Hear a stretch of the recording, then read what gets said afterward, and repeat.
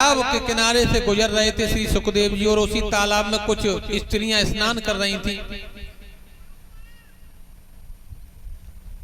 जब श्री सुखदेव जी तालाब के किनारे से गुजरे तो वो स्त्रियां अपने स्नान करती रहीं और श्री सुखदेव जी निकल गए।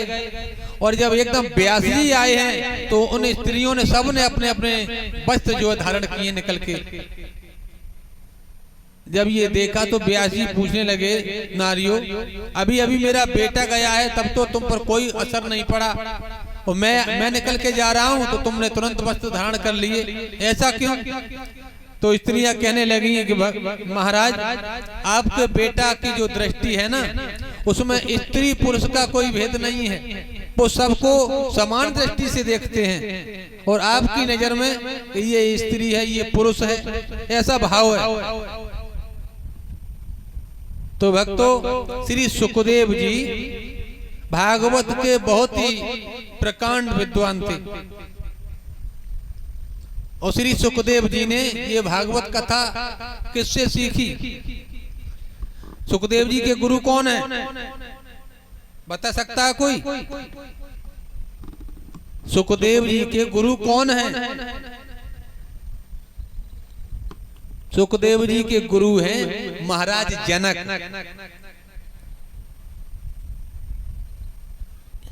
एक बार महाराज जनक से भागवत कथा का अध्ययन करने के लिए श्री सुखदेव जी और नारद जी दोनों एक ही समय पर पहुंचे। अब गुरु सामने हो और दो शिष्य दो चेला एकदम सामने आ जाएं, और वहां पर जगह केवल एक ही शिष्य की हो, तो गुरु के सामने बड़ी विकट परिस्थिति आ जाती है कि अब शिष्य तो दोनों बराबर हैं और जगह है एक शिष्य की, तो मैं किसको विद्या अध्ययन कराऊं? जब दोनों एक ही समय पर पहुंचे तो महाराज जनक ने सुनैना को इशारा किया, तो सुनैना अंदर गई महलों में, और 16 श्रृंगार करके जब बाहर निकल के आई हैं। इधर महाराज जनक ने कहा कि बेटा बैठ जाओ दोनों, तो एक आसन पड़ा हुआ था, उस आसन पर ये दोनों बैठ गए, श्री सुखदेव जी और नारद जी। इधर सुनैना श्रृंगार करके आई हैं अंदर से, दोनों शिष्यों के बीच में बैठ गई। दोनों शिष्यों के जैसे ही बीच में बैठी, नारद जी एकदम उछल पड़े, चौंक करके दूर जाकर खड़े हो गए। अरे तुम यहाँ पर कैसे बैठ गई?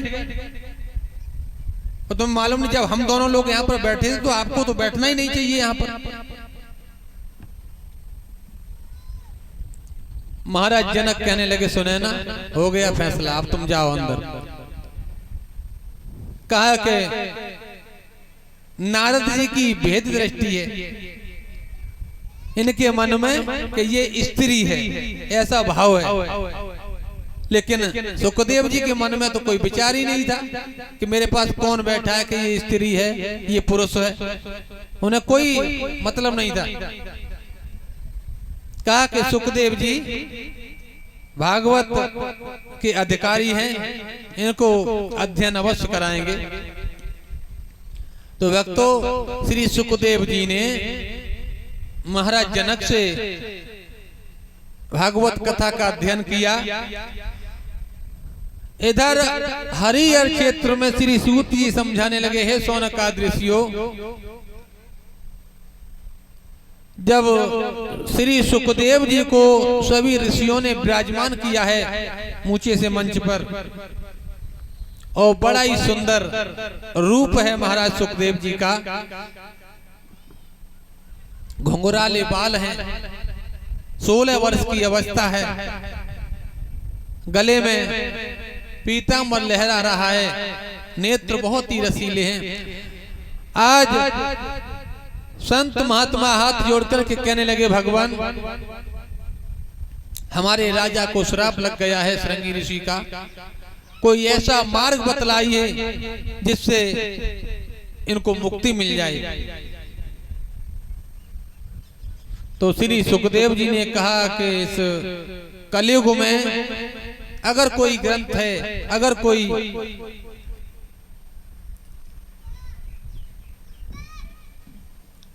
पुराण है, तो वो केवल एक ही है, भागवत महापुराण।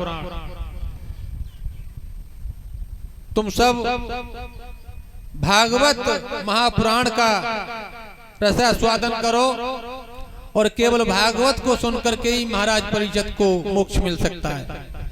तो आज सभी ऋषियों के कहने से श्री सुखदेव जी को विराजमान किया है और श्री सुखदेव जी राजन परीक्षित को श्रीमद् भागवत कथा सुनाने लगे हैं यमुना जी के किनारे। बड़ा ही सुंदर स्थान बनाया गया है। जिस जगह पर जब कथा बैठी है उस जगह को साफ सफाई करके सुसज्जित कर दिया गया है, छिड़काव किया गया है जल से, ऊंचा सा सिंहासन बनाया गया और ऊंचे से सिंहासन पर श्री सुखदेव जी को विराजमान किया गया। तो सर्वप्रथम श्री सुखदेव जी कहने लगे, हे ऋषियों, जब श्रीमद् भागवत कथा का आख्यान शुरू किया जाए तो सबसे पहले अपने हेतु रिश्तेदारों में निमंत्रण दिया जाए। आज भागवत महत्व की कथा सुनाने लगे हैं श्री सुखदेव जी। जब वो श्रीमद् भागवत कथा करानी हो तो सबसे पहले अपने हेतु रिश्तेदारों को निमंत्रण भेजें कि अमुक स्थान पर अमुक तिथि को श्रीमद् भागवत कथा बैठने जा रही है और सभी लोग सादर आमंत्रित हैं।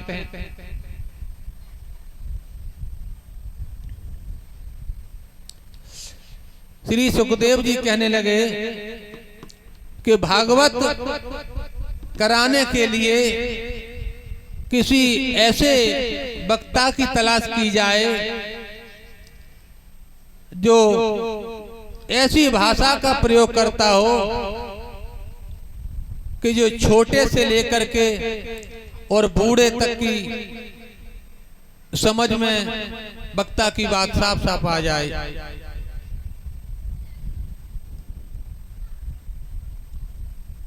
जब कथावाचक का चयन किया जाए तो उसमें क्या क्या देखा जाए, क्या क्या गुण होने चाहिए, हर बात पर दृष्टांत देने वाला हो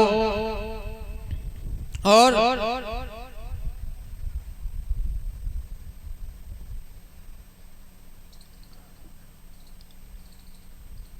ऐसे वक्ता को चयन करना चाहिए जो विद्वान हो,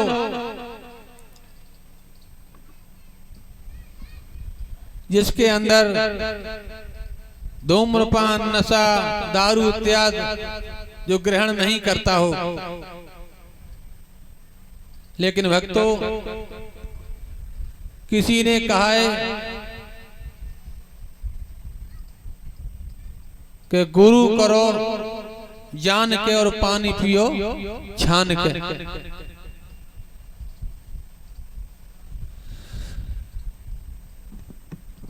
आपके दरवाजे पर कोई गुरु आ जाए, महात्मा आ जाए और 2-4 मिनट उससे बात करने के बाद में आप उसको गुरु बना लो, तो 2-4 मिनट में आप उसके बारे में क्या जान सकते हैं? कुछ जान नहीं पाएंगे।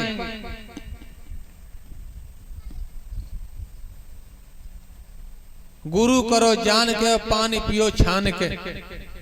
पानी में अगर जहर मिलोवा हो तो भाई छान ले तो कब वो निकल जाए।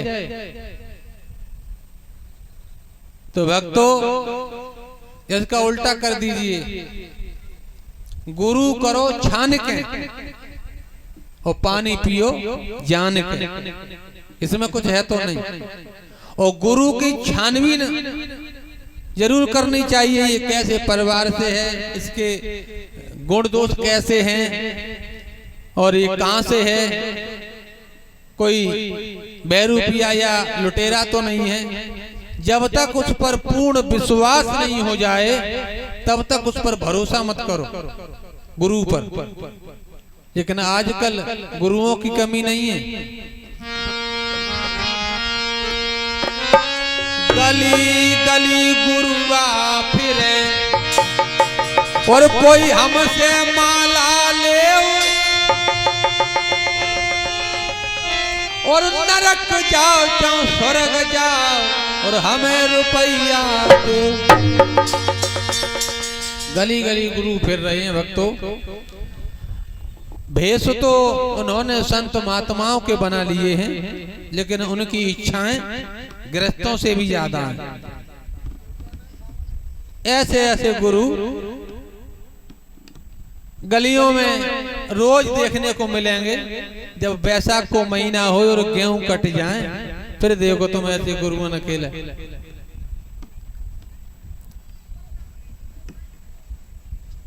ये गेरुए वस्त्र हैं भक्तों। गेरुए वस्त्र में जो साधु भेष में दुनिया छिपी है, दुनिया।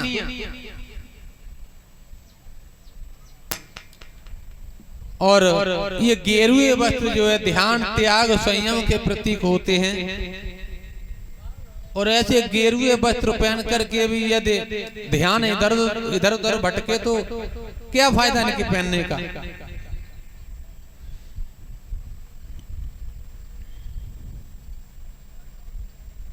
तो श्री सुखदेव जी कहने लगे कि हे राजन परिषद, जब भागवत कथा का अनुष्ठान रचे तो सबसे पहले प्रकांड विद्वान वक्ता का चयन करना चाहिए और अपने हितु रिश्तेदारों में खत भेज दें। जब कोई बड़ा कार्य करना होता है तो दुश्मन से भी बना ली जाती है।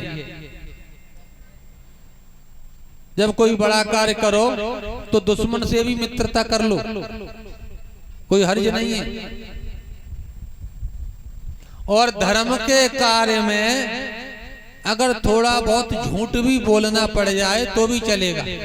धर्म के कार्य में झूठ बोलने से अगर धर्म के कार्य होते रहें तो अच्छी बात है। ऐसी जगह पे तो झूठ बोलो, कोई अपराध नहीं है। और झूठ कहां कहां बोलो, अगर किसी की जान बच रही हो, तुम्हारे झूठ बोलने से किसी की जान बच जाए तो झूठ बोल दो, कोई परेशानी नहीं है।